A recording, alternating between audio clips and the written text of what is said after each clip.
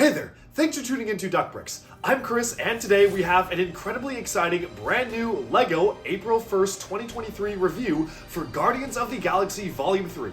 Here we'll be taking a look at the smallest of the 3 Guardians of the Galaxy sets that just released. This is the $10 Guardians of the Galaxy headquarters, which I actually find to be pretty interesting, and I really like it because it feels like a callback to some older sets that we would have gotten in the early 2000s, like 2008 to 2011. Without further ado, let's take a look at this small set. This set just released on April 1st, 2023. It is the Guardians of the Galaxy headquarters.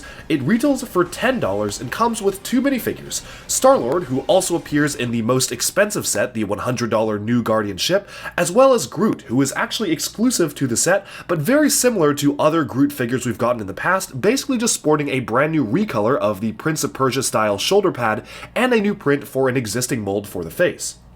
This is interesting because to me, it kind of feels reminiscent of older LEGO system sets in the past. We haven't really gotten a lot of smaller $10 sets before, and especially in recent years, sets are getting more and more expensive. When new Marvel movies come out, the cheapest set is usually around $35, if that, maybe usually just even more expensive, and this is kind of a really nice and charming return to form for just a really small, classic, bigger than a polybag, but not quite big enough to be a larger and more expensive set, with a build that I honestly do really appreciate. So, setting aside the minifigures, which we'll talk about a little bit later, this is probably the most simple build you could get out of a superhero headquarters type build. You have a table with a couple of tools. It is a very simple build here and a coffee cup. You have a nice sticker that says Guardians of the Galaxy in these particular language that we've seen throughout the films, as well as a plaque in English that says Guardians of the Galaxy down at the bottom there. There's a few diagnostic screens on the side here, a lamp that covers the entrance to the door, and you can just swing this back and forth. It's just on a simple hinge, and it just feels to me like an older set that we would have gotten maybe in like 2008 to 2011, that era of LEGO when they were doing small, charming $10 little location-based sets like this, but doesn't feel like a 2023 set. And that's something I think is really interesting and definitely something that should be lauded, especially because the set is the cheapest way to get the main character of the movie, Star-Lord, which otherwise could have been exclusive to a really expensive set. And I'm so glad they did not make him exclusive to that really expensive set because it feels like everyone who wants to get a Star-Lord minifigure should be able to get one for cheap, especially for younger kids, as well as Groot, who's actually a really cool looking figure, probably one of my favorite figures from the wave. Even though I do have some quibbles about the accuracy, it makes the most of existing molds to give us Groot, especially if LEGO did not have the budget to create a brand new mold for him.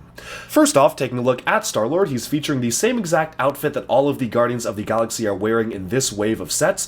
It is a really nicely printed outfit. There's printed detail on the legs and the torso, the back of the torso as well. He has 2 faces, the happy face and the angry face. I believe this was also used for Owen Grady from Jurassic World. Really similar because it's basically the standard Chris Pratt face. I think it really does capture his likeness, and while it's not the most exciting figure, I really like that you can get the outfits for cheap in a set, especially if you want to upgrade your older Guardians of the Galaxy minifigures with these outfits. This is a really cheap way to get it without having to buy the more expensive sets.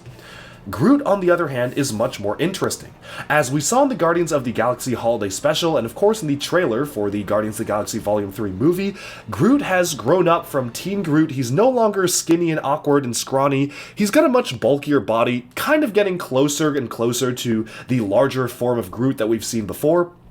Now, I think in a perfect world, LEGO would have made a new mold for Groot. He has such a unique body shape, it almost feels like a guy in a big costume. He's got a really wide chest and spikes on his shoulders in the movie, and I feel like it could have totally warranted almost an Axel type mold. If you don't know what that is, in 2016, LEGO released a Nexo Knights line featuring Axel, who wasn't a big fig, but he wasn't quite a minifigure either. He had a custom molded torso that just was really large and felt completely unique, and I feel like in order to capture Groot from his appearance in these movies, a new mold was really needed. So I know a lot of people are a little bit disappointed in this figure.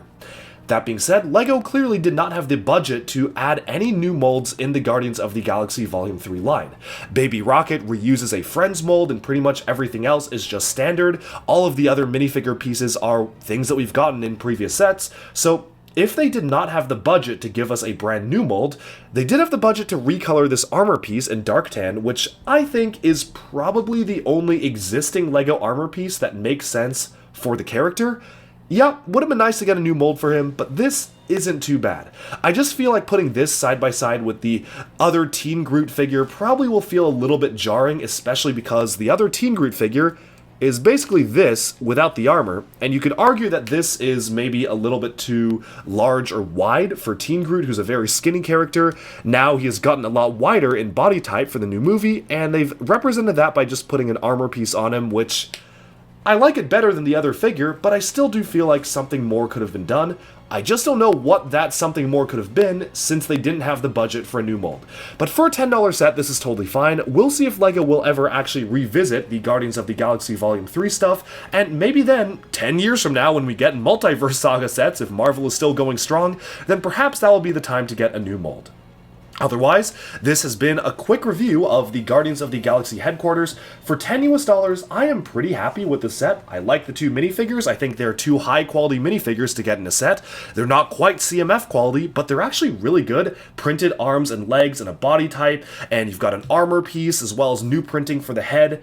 It's pretty cool to get these, and honestly, the build almost feels supplementary to the minifigs themselves. I am just getting a lot of nostalgia for classic 2008 to 2011 era LEGO stuff with this small $10 set. And so with that, we've summed up our review of the smallest and cheapest of the Guardians of the Galaxy Volume 3 sets. Let me know what you think of this set in the comments below, and if you agree or disagree with what I think, and do you want LEGO to keep making more $10 sets like this, or would you prefer that they did something a little bit bigger?